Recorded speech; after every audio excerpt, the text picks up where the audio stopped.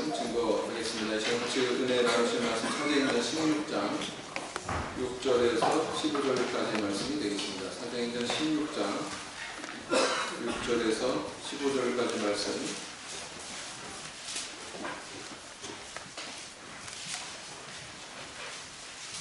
(6절에서) 15절까지 말씀이 되겠습니다. 저와 함께 교독하시겠습니다. 제가 먼저 읽겠습니다. 성령이 아시아에서 말씀을 전하지 못하게 하시거늘 부르기아와 갈라디아 땅으로 다녀가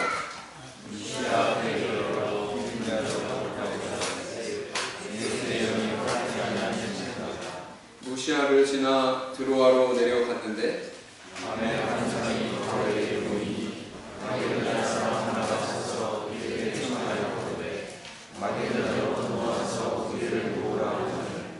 바울이 환상을 본 후에 우리가 곧 마게도냐로 떠나기를 힘쓰니 이는 하나님이 저 사람들에게 복음을 전하라고 우리를 부르신 줄로 인정함이로라. 드로아에서 배로 떠나 사모드라데로 진행하여 거기서 빌립보에 이르니 이는 마게도냐 지경 첫 성이요 또 로마의 식민지라. 이 성에서 수의를 이루하다가 안식일에 우리가 거주가 있는가 하여 문과 강가에 나가 여기 앉아서 우리들에게 대하니 두아디라 성의 자주장사로서 하나님을 공경하는 루디아라 하는 한 여자를 들었는데 주께서 그 마음을 열어 바울의 말을 청종하게 하신지라. 저와 그들이 아세를 받고 그들에게 청하여 가되 만일 나를 주는 문을 그들에게 지어가리라. 기독교 우화 가운데 이런 이야기가 있습니다. 옛날에 그 예루살렘 동쪽 강남산에 세 그루의 나무가 있었답니다. 이 어린 나무들은 각각 자기가 자라나서 무엇이 될 것인지에 대한 꿈을 저마다 이야기할 기회가 있었다고 해요. 첫 번째 나무가 먼저 자기의 꿈을 밝혔습니다. 나는 장차 성전의 기둥이 될 거야. 그래서 이 성전에 올라오는 사람들마다 내 아름다운 모습을 보면서 감탄하게 하고 또 나는 하나님을 찬양해야지. 이렇게 이야기했답니다. 그랬더니 둘째 나무는 또 이렇게 얘기를 했대요. 나는 지중해를 왕래하는 큰 범선이 될 거야. 그래서 로마의 풍요로운 보석과 비단들을 싣고 다녀야지. 그랬더니 세 번째 나무도 이번에는 이렇게 얘기를 했답니다. 나는 이 자리에 계속 남아있을 거야. 그래서 절기 때마다 예루살렘을 들르는 순례자들의 땀을 식혀주어야지. 이렇게 이야기를 했더랍니다. 이제 세월은 흘러 어느덧 새 나무가 어른 나무로 성장을 했을 때에 한 나무꾼이 나타났어요. 그리고는 이제 나무에 도끼를 대고는 찍었습니다. 그 나무를 이리저리 톱으로 켜고 칼로 깎아내고 하면서 무언가를 만들어냈는데 첫 번째 나무 나중에 뭐가 됐다고 그래요? 여물통이 됐습니다. 여물통. 그래서 냄새나는 마구간에 그냥 내던져졌습니다. 이제 둘째 나무도 어느 순간 이제 베어져 가지고 가공이 됐는데 잔뜩 기대를 했건만 지중해의 범선이 아니라 배가 되기는 배가 됐는데 갈릴리 호수에서 고기를 잡는 어선이 되었다라는 것입니다. 그래서 매일 비린내 나는 고기를 담고서 이곳저곳을 다녔습니다. 마지막으로 이 셋째 나무, 한동안은 자기의 소원대로 그 자리에 있었는데 어느 날 베어져서 다듬어지기 시작했습니다. 그런데 볼사, 이게 웬일입니까? 뭐가 됐을까요? 죄인을 달아 죽이는 십자가 형틀이 되었더라라는 것입니다. 그래서 세 나무는 모두 실망과 한숨 속에서 그렇게 하루하루를 살아가고 있었답니다.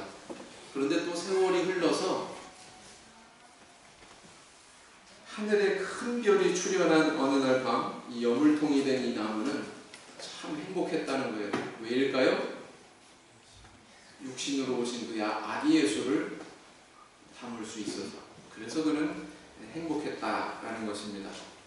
또 세월이 흐른 어느 날 갈릴리 바다에 어선이 된 이 나무도 행복했대요. 왜 그랬을까요? 예수님을 자기가 태우고서 마치 강대상과 같은 그런 역할을 할 수 있어서 너무나도 행복했답니다. 그리고 또 얼마 뒤에 십자가 형틀이 된 이 나무도 너무나도 행복했대요. 제일 행복했대요. 왜 그랬을까요?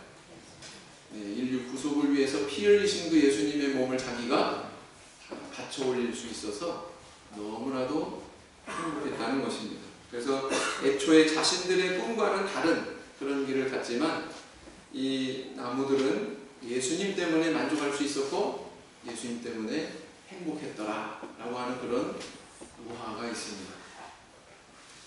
우리는 모두 미래사에 대한 계획을 가지고 살아가지요. 우리 재물에 대한 계획, 또 성장에 대한 계획, 학생 같으면 진학에 대한 계획, 또 취업에 대한 계획, 결혼에 대한 계획, 그리고 요즘에 한참 주목받는 노후에 대한 계획. 계획이 없는 사람은 없을 것입니다. 이렇게 육신적인 계획뿐만 아니라 또 우리 신앙을 위한 계획도 있어야 되고 있죠. 그러죠? 내가 성경을 한번 올해 완독을 한번 해보겠다. 내가 올해는 꼭 기도 생활에 열심을 내야 되겠다. 우리 자녀를 신앙 안에서 잘 양육해야 되겠다. 이런 고상하고 주님께서 기뻐하시는 영적인 계획도 아마 가지고 계실 것입니다. 그러나 안타까운 것은 우리가 계획한 대로 모든 것이 성취되지는 않는다라는 것이죠. 우리의 계획대로 이루어지지 않는 경우가 오히려 더 많습니다. 우리는 살아가면서 그걸 깨닫게 되죠. 젊었을 때는 세상에서 이루지 못할 것이 없는 것처럼 그렇게 의욕적으로 살아가지만 점점 나이가 들면서 깨닫게 되는 분명한 사실 한 가지, 세상사 내 마음대로 다 안 되더라 라는 것입니다. 그렇다고 우리의 계획과 노력이 소용이 없다, 의미 없으니까 때려치워라, 그런 의미는 아닙니다. 마땅히 우리의 계획도 있어야 됩니다. 그러나 하나님의 존재를 인정하는 신앙인이라면 우리가 뭔가를 계획하고 그것이 성취되느냐 안 되느냐에 대한 우리의 신앙적인 태도가 발휘되어야 된다라는 것입니다. 계획을 하나님의 뜻에 비추어서 하나님께 의뢰하면서 미래를 열어갈 줄 아는 그런 태도를 가져야 된다라는 거죠. 혹시 본래의 계획과는 다른 그런 열매를 맺더라도 우리 마음속에 실망하거나 분노하거나 그런 일은 없어야 된다라는 것입니다. 그 속에 감추어진 우리 하나님의 선하신 뜻에 대해서 발견을 하고 깨닫고 감사할 수 있어야 된다라는 거죠. 왜냐하면 내 인생은 내 거 아니니까. 잠언 19장 21절 말씀 보시겠습니다. 잠언 19장 21절 말씀 보시겠습니다.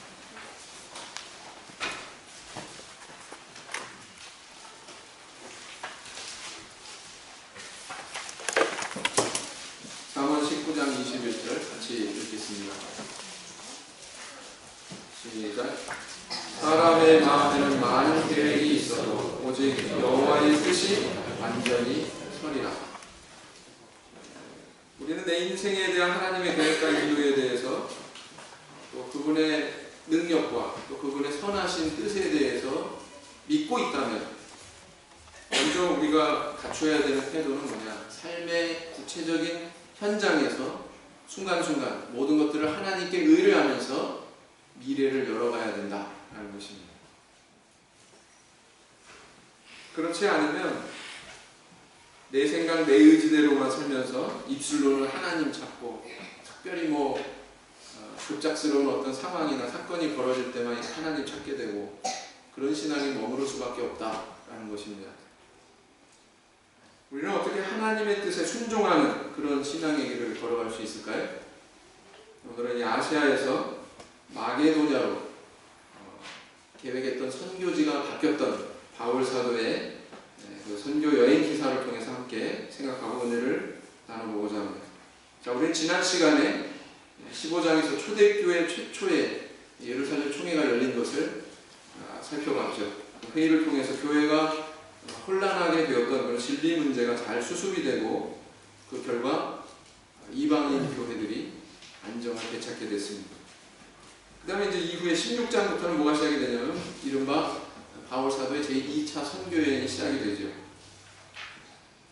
그래서 이 바울 사도가 처음으로 겨냥한 지역이 어디였느냐, 바로 지금의 터키, 소아시아 지역이었다라는 것입니다. 그래서 비시디아 안디옥, 우리 살펴본 바대로 비시디아 안디옥이 있었죠. 바울 사도 1차 선교여행지. 그 다음에 이고니움, 루스드라, 더베, 뭐 이런 곳들 지금까지 13장, 14장을 거치면서 지나왔던 바로 그곳이 아시아입니다. 소아시아입니다. 그래서 그곳을 목양하고자 이미 세워진 교회들을 굳게 하고자 그런 계획을 세웠던 것 같아요. 그런데 그들이 세웠던 계획과는 달리 예상 밖의 상황을 만나게 됩니다. 저게 뭐라고 하고 있어요? 성령. 6절에는 성령이라고 이렇게 기록하고 있죠. 그런데 7절에서는 뭐라고 기록하고 있습니까? 성령이 아니라 예수의 영. 그래서 성령이 예수의 영이고 예수의 영이 성령입니다. 그래서 이렇게 예수의 영이 바울 일행의 발걸음을 막아서고 계셨어요. 그런데 성경은 구체적으로 이 상황이 어떤 상황이었는지에 대해서는 침묵하고 있습니다. 뭐 율법주의자들이 바울을 해치려고 그렇게 미행을 하다 보니까 행동이 자유롭지 못했는지, 아니면은 일기가 안 좋아서 뭐 교통이 막혔거나 교통편이 막혔거나 했던 건지, 거기에 대해서 구체적으로 기록을 하고 있지 않습니다. 다만 우리가 주목할 사실은 누가는 이 여행에 참여했던 것 같아요. 우리라고 표현하고 있습니다. 바울을 포함해서 이 사도행전의 저자인 누가도 바로 이 장소에 같이 있었던 것 같아요. 우리라고 표현하고 있습니다. 누가는 이 상황을 설명할 때 예수의 영이 허락지 않았다 이렇게 기록하고 있다는 사실입니다. 바울 일행이 이렇게 이해를 하고 있었다라는 사실이죠. 그래서 구체적인 지명이 나오는데 무시아에서 드로아로 내려갔다. 드로아는 어딜까요? 지금의 트로이를 얘기합니다. 트로이의 뭔가 들어보셨죠? 바로 그 트로이입니다. 드로아가 바로 트로이. 그 트로이에 이르고 거기서 다시 비두니아로 하는 곳으로 가고자 했지만 갈 수가 없었다. 이렇게 이야기를 하고 있습니다. 그런데 또 공교롭게도 그런 순간에 밤에 환상이 나타납니다. 한 마게도냐 사람인지는 어떻게 알았을까요? 이 사람이 마게도냐 사람인지 아니면 소아시아 사람인지 어떻게 알까요? 마게도냐는 유럽이고 소아시아는 그 터키 지역이죠. 아시아가 시작되는 그 시점이죠. 보스포러스 해협이라고 하는 바다만 건너면은 드로아에서 그 바다만 건너면 유럽이고요. 그 오른쪽에는 아시아입니다. 그래서 아마 외모도 상당히 틀렸을 것이다. 한 사람이 환상 중에 나타나서 뭐라고 요청을 하냐면은 이곳으로 건너와서 마게도냐로 건너와서 우리를 도와달라. 이렇게 요청을 하는 그런 환상을 봤다라는 것입니다. 이것을 체험한 바울 일행은 아시아에서 목양을 하지 않고 마게도냐로 건너가서 새로운 땅을 개척하라는 하나님의 뜻이구나. 이렇게 여기고는 이후에 유럽의 관문이라고 할 수 있는 바로 이 마게도냐 지방에 첫 발을 들여놓게 되더라라는 것입니다. 자, 이 상황이, 이 사건이 우리에게 어떤 교훈을 주고 있습니까? 또 이 상황과 사건에 대해서 대처하는 바울 일행의 태도를 통해서 우리에게 어떤 신앙의 교훈을 주고 있죠? 첫째는 뭐냐면 나의 선한 뜻도 주님의 뜻에 의해서 수정될 때가 있다라는 것입니다. 6절에서 7절 보시겠습니다. 성령이 아시아에서 말씀을 전하지 못하게 하시거늘 부르기아와 갈라디아 땅으로 다녀가 무시아 앞에 이르러 비두니아로 가고자 애쓰되 예수의 영이 허락지 아니하시느니라. 그러니까 애쓰되 그랬어요. 뭘 위해서 애썼습니까? 여행을 하고자. 뭘 위한 여행이었습니까? 복음을 전하려는 여행이죠. 그래서 이 여행은 그냥 평범한 여행이 아니라 선교 여행이라고 했습니다. 이들의 가슴 속에 하나님의 복음을 전하고자 하는 의욕과 열정이 있었어요. 그래서 애썼어요. 이곳저곳을 다니길 원했습니다. 그 복음을 전하기 위해서 최선의 노력을 다하는 그런 사람들이었습니다. 그런데 그런 선한 뜻을 품고 움직임에도 불구하고 막혔어요. 더 정확하게 얘기하면 성령께서 그 길을 막으셨습니다. 순탄하지 않은 상황을 만나게 하셨습니다. 우리는 때로 나 자신의 동기가 선하고 정당하다고 모든 것이 다 순탄하고 잘 풀릴 걸로 그렇게 기대를 합니다. 하나님께서 인도해 주실 거야. 형통한 길 열어주실 거야. 그렇게 기도도 하고요. 다른 사람한테 기도해달라고 부탁도 하고요. 근데요, 하나님께서는 때로 막으셔요. 이들의 발걸음을 막는 것처럼 막습니다. 우리의 동기가 선하고 정당하다고 항상 최고의 성과가 나타나고 형통할 걸로 생각하면은요, 그 오산입니다. 아니요, 오히려 위험할 수 있습니다. 왜냐하면 우리의 열정이나 사명감이 충만하다고 우리가 선택한 것이 항상 최선은 아니기 때문에, 오히려 잘못될 수도 있는 것이기 때문에, 우리 자신이 모르는 어떤 오류에 의해서 그런 선택을 할 수 있기 때문에 그렇습니다. 완전하시고 더 크고 선하신 하나님의 뜻과 내가 선택한 길이 다를 수 있다라는 것입니다. 하나님은 우리가 생각하는 것보다 훨씬 우리의 삶에 대해서 더 섬세하게 간섭하시는 경우가 있어요. 우리 거기에 대해서 깨닫든 깨닫지 못하든 하나님은 그렇게 우리에게 간섭하시기를 원하십니다. 그래서 때로는 우리의 앞길을 이렇게 막아서시죠. 아, 정말 이렇게 풀리는 일이 없나? 이렇게 막히지? 되는 일이 왜 이렇게 없지? 라고 생각이 들 정도로 막힐 때가 있다라는 것입니다. 이럴 때 우리는 어떤 태도를 나타내고 있나요? 하나님에 대해서, 다른 사람에 대해서, 이 상황에 대해서. 하늘을 향해서 그냥 욕을 한번 내뱉습니까? 어떻습니까? 만약에 우리가 하나님 믿는 신앙인이라면 그 상황에 대해서 믿음으로 반응할 줄 알아야 돼요. 믿음으로 그 상황을 대처할 줄 알아야 돼요. 하나님의 뜻이 어디 있지? 그리고 그 뜻에 대해서 순종하려고 하는 태도의 사람이라면 생각의 방향을 달리 가져볼 수도 있어요. 달리 가져볼 수가 있습니다. 꼭 내 계획대로 될 수 있는 건 아니다. 그거 인정해야 되고요. 그럼 과연 이 상황이 거시적으로 볼 때 어떤 하나님의 섭리가 있을까 생각할 줄 알아야 된다. 마음을 넓혀야 된다라는 것입니다. 여러분, 공무원 생활하는 한 형제가 있는데요. 평소에 운전 습관을 보면 참 존경스럽습니다. 정속주행, 과속하는 경우가 한 번도 없고요. 그 다음에 정차하면은요, 뒤에 오는 차 배려해가지고요, 비상등 켜고요. 급정거하면 비상등 켜고요. 그런데 깜짝 놀랄 일이 생겼어요. 얼마 뒤에 그런 운전 습관을 가진 형제가 교통사고로 다녔더라고요.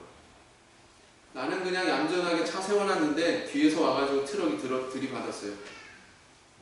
나만 조심하고 내 계획대로, 내 의지대로 그렇게 길을 간다고 해서 사고 안 당합니까? 사고 납니다. 그래도. 그래가지고 이 차 얼마나 됐어요? 10년 됐대요. 아, 좀 바꾸시죠.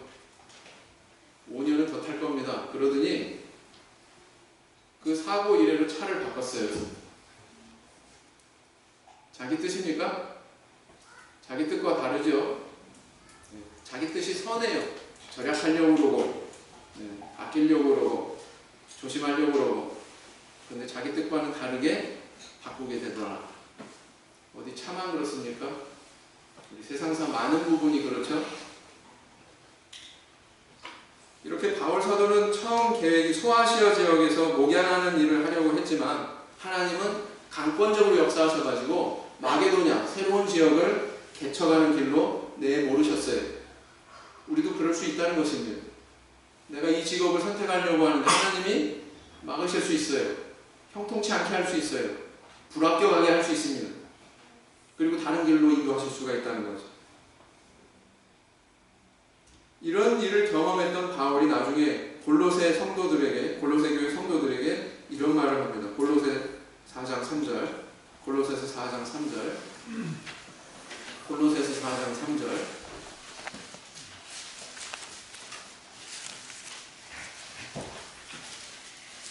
골로새서 4장 3절 같이 읽으시겠습니다.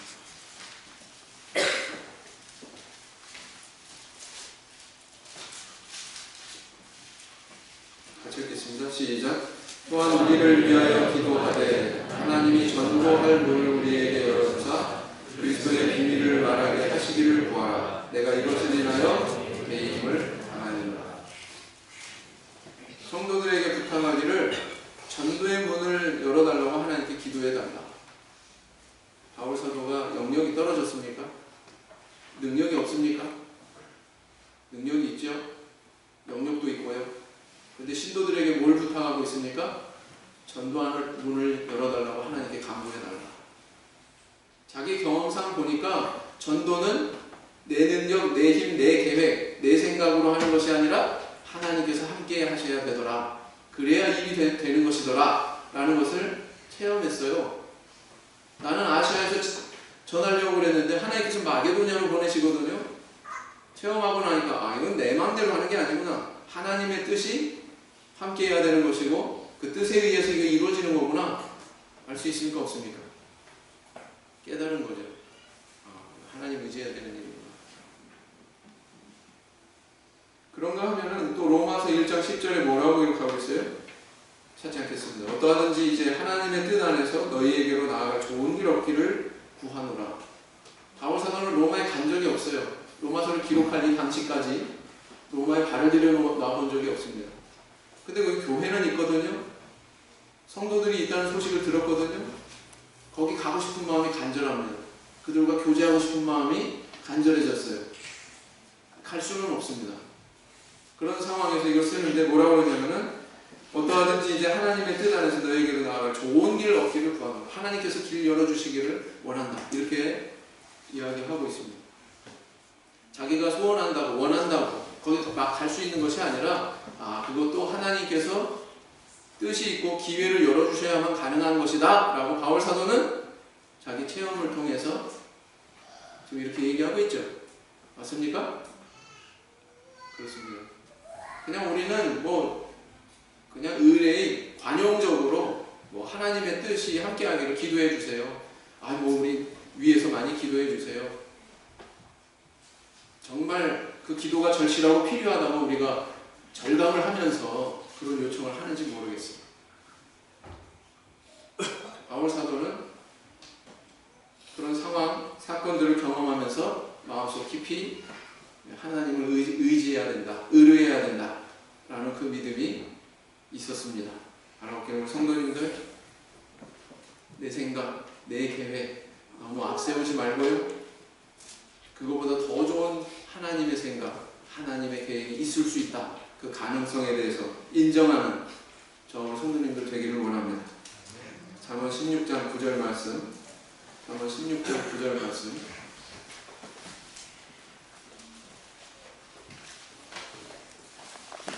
잠언 16장 9절 말씀 같이 읽겠습니다. 시작.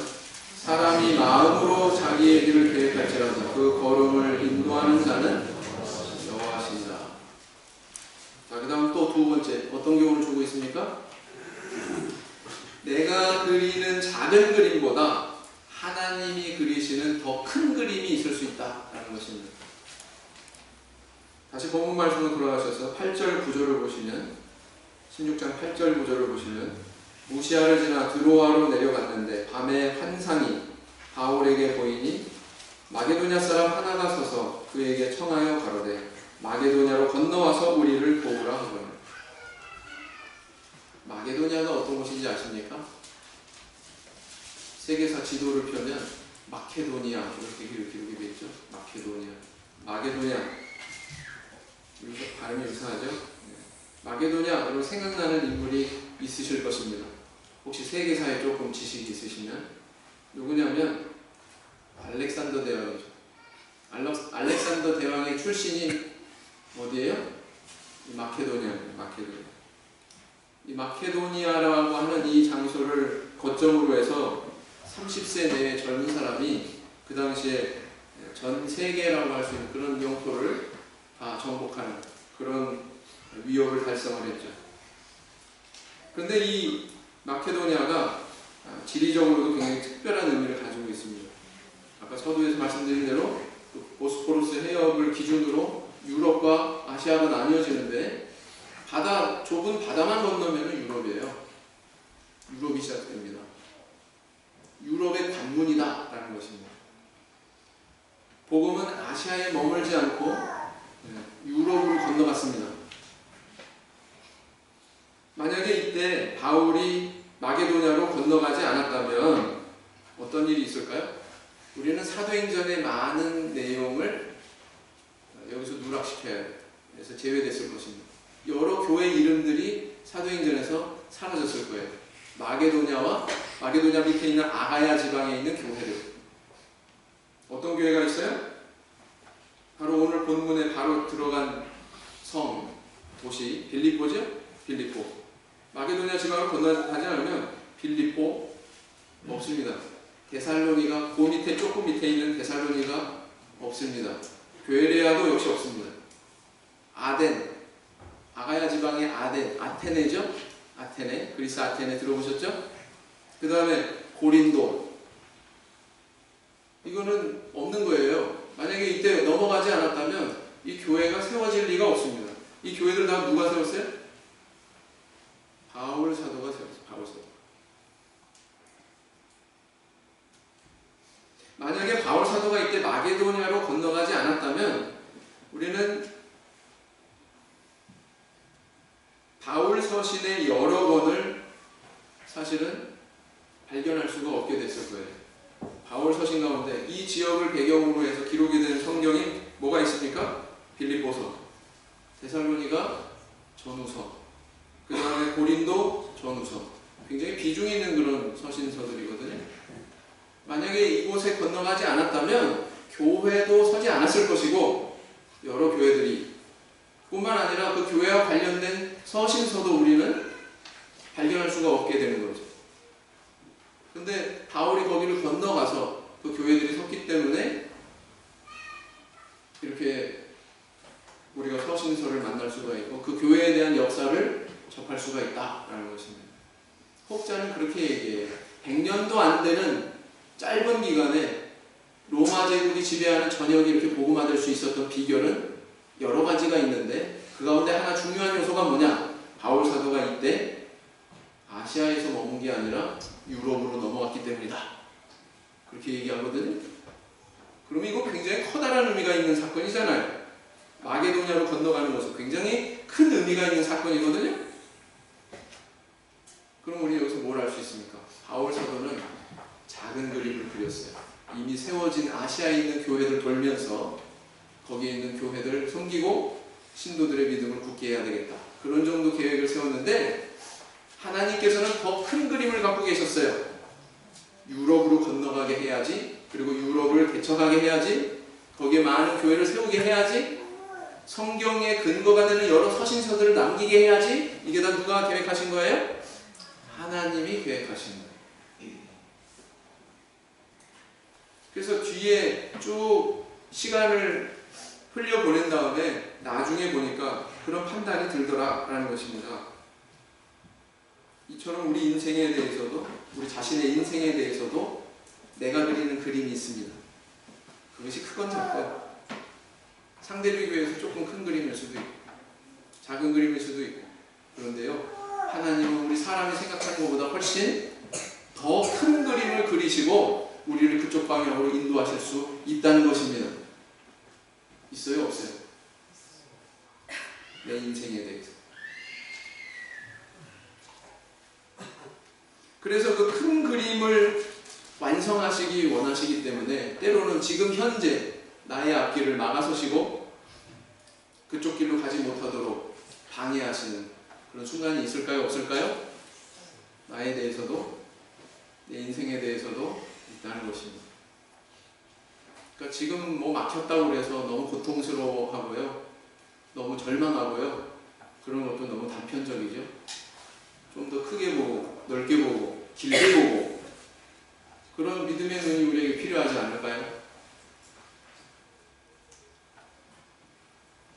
우리가 하나님의 존재를 믿고 그분이 전능하신 분이라는 것까지 믿는다면 우리는 다른 이해와 믿음의 태도를 발휘해 볼 필요가 있습니다.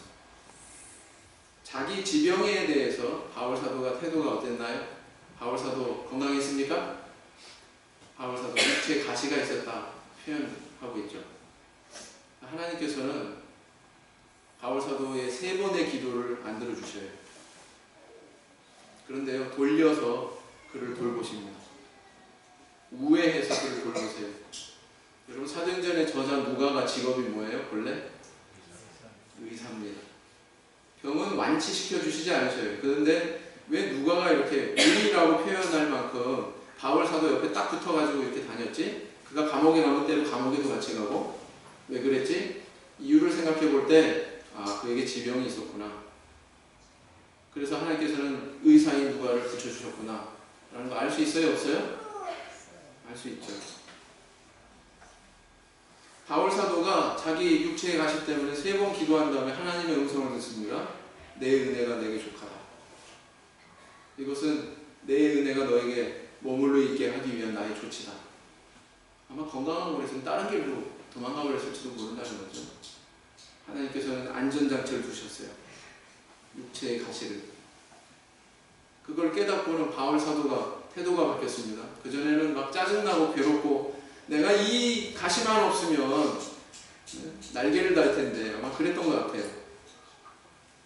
그런데 오히려 그 가시 때문에 하나님께 찬양하고 감사했다고 그렇게 수료하지 않습니까? 우리의 신앙의 모습도 그러해야 되지 않을까요? 내 인생을 가로막고 있는 뭐가 있다고 해서 그것 때문에 짜증내고 불만 토하고 절망하고 눈물 흘리는 것이 아니라 생각해보니까 이게 나한테는 필요한 것이더라. 하나님의 눈으로 보니까 이것은 나한테 필요한 조치더라. 그렇게 우리가 이해가 된다면 우리 입에서도 감사와 찬양이 나올 수 있을 줄 믿습니다. 하나님께서는 우리가 그런 신앙을 고백하기를 원하십니다. 이세환 목자도 아마 그 일지만 붙었으면 이 자리에 없었을 거예요. 뭐가 뭔지도 모르는 그 2지망, 3지망을 쓰지도 않고 2지망 썼는데 털컥 붙었는데 4년 공부하는 내내 그냥 불만만 있고 관심이 안 가요. 그냥. 그 공부에. 만약에 관심이 가는 내가 좋아하는 쪽으로 갔다면 저는 아마 이 자리에 없을 거예요. 근데 저는 이 자리에 오늘 있는 것이 다른 어느 장소에 있는 것보다 하나님 앞에 감사합니다.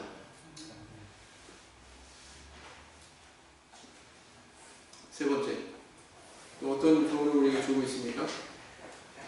미세한 하나님의 음성에 대해서 민감하게 분별할 줄 알아야 된다라는 것입니다.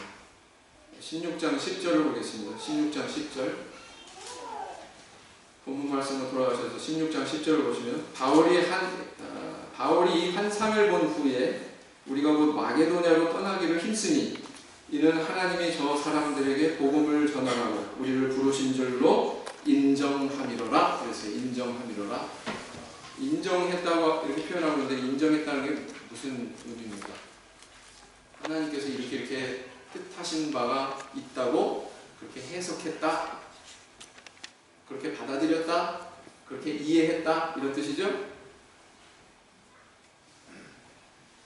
하나님은 때로는 확실하게 당신의 뜻을 전달하십니다.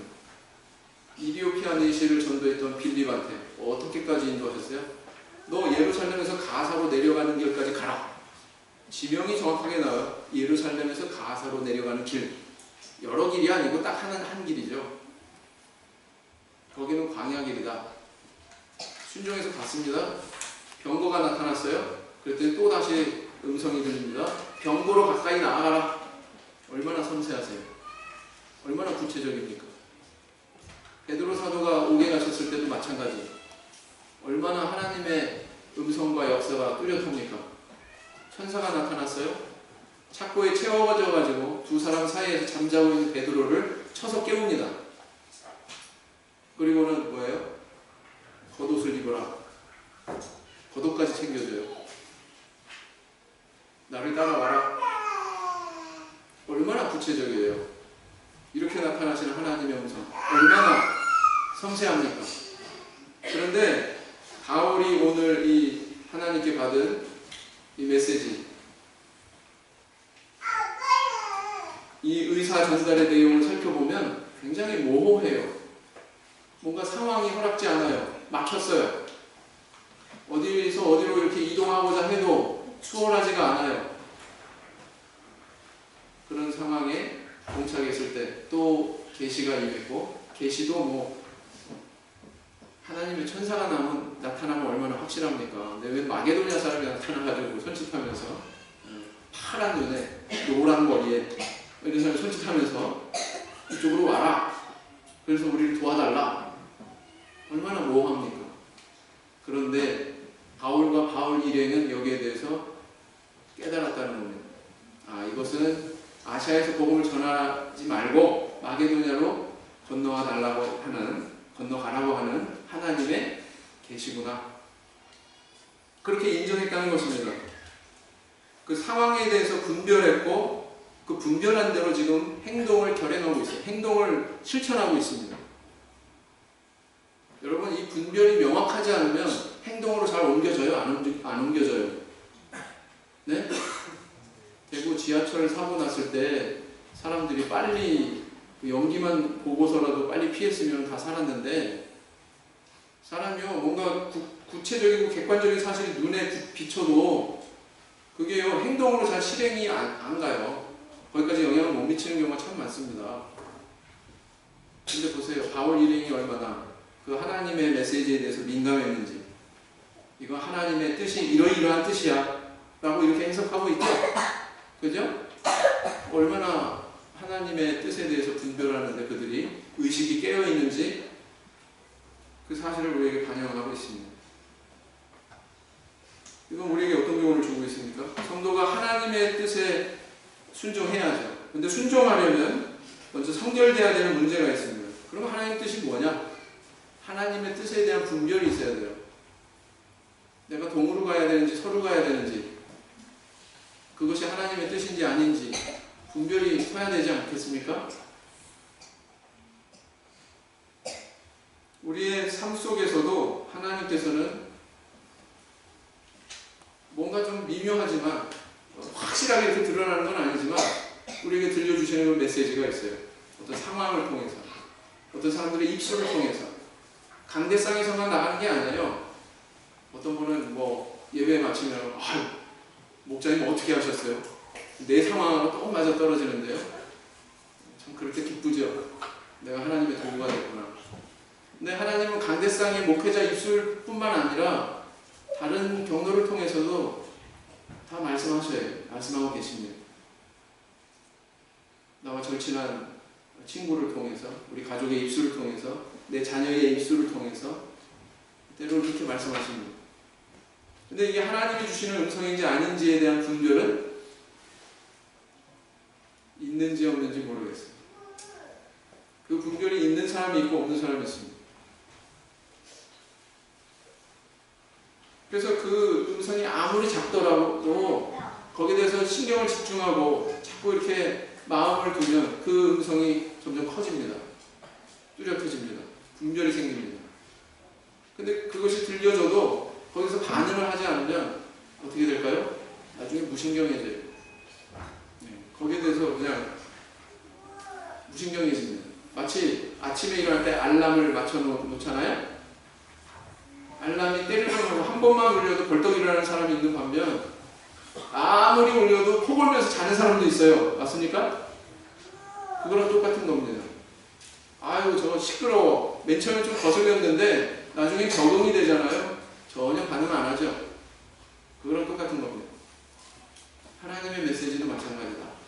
우리가 하나님의 뜻을 알려고 하고 분별하려고 하고 그 음성을 들으려고 하고 그러면 들리게 되는데 그런 노력을 안 해버리면 우리 마음에서부터 다 눈을 닫고서 안 해버리면 점점 멀어진다는 것입니다.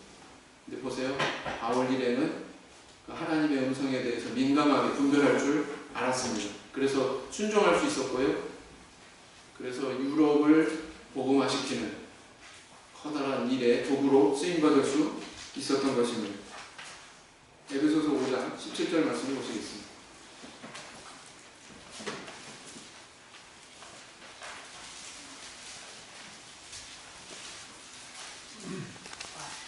에베소서 5장 17절 말씀 같이 읽겠습니다. 시작. 그러므로 어리석은 자가 되지 말고 오직 주의 뜻이 무엇인가 이해하라. 내 이해, 내 뜻보다 주님의 의지, 주님의 뜻을 분별했을 때 우리는 비로소 순종할 수 있습니다.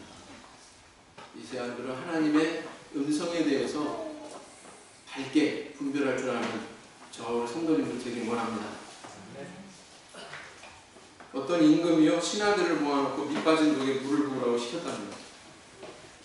신하들이 이제 맨 처음에는 임금이 하는 명령이니까 우물에서 이제 물을 한 바가지 퍼다가 붓고 결과가 어떻게 됐을까요? 물이 찼을까요?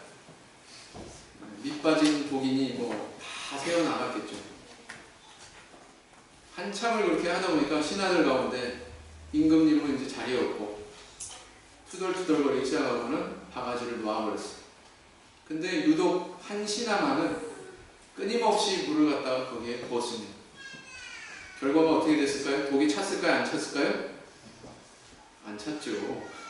밑이 빠지는데 어떻게 찹니까? 근데요 밑 빠진 독에 물은 안 차는 대신에 우물물이 점점 줄어들면서 마르더래요. 우물 바닥에 드러나더라고요. 그 드러난 바닥에 뭐가 있어요? 뭐가 있더라고요? 황금 덩어리가 커다랗게 떡하니 거기 나오더라고요. 이 사람이 깜짝 놀래가지고 야 우물 바닥에 왜 황금 덩어리냐. 그걸 건져가지고는 임금님 앞에 가져갔답니다. 임금님 제가 전하의 명령을 쫓아서 이렇게 우물물을 계속 퍼다가 밑 빠진 독에 물을 붓는데 물은 못 채웠습니다. 근데 우물물이 말라서 바닥이 드러났는데 바닥에 이것이 발견이 됐네요. 이것은 임금님 것입니다. 그랬더니 임금님이 뭐라고 그랬대요? 그것은 네가 나의 말을 잘 순종한 대가로 너에게 주는 상이니라. 그러면서 주더랍니다. 하나님의 뜻에 순종한 대가는 가장 값진 것으로 돌아옵니다. 우선 나의 선한 뜻도 온전하고 선하신 우리 하나님의 뜻 때문에 막힐 수 있다고 하는 사실. 내가 그린 그림이 있더라도 그거보다 훨씬 좋은 우리 하나님께서 그리시는 더 좋은 그림이 있다고 하는 사실. 우리는 그것을 기억해야 되겠습니다. 만약에 그것을 기억한다면 우리는 어떤 사람이 되어야 될까요? 하나님께서 우리 삶 속에 던져주시는 작은 음성의 메시지에도 민감하게 반응하고 분별하고 분별된 대로 실천할 수 있는 저 성도님들이 다 되시기를 예수님 이름으로 기원드립니다.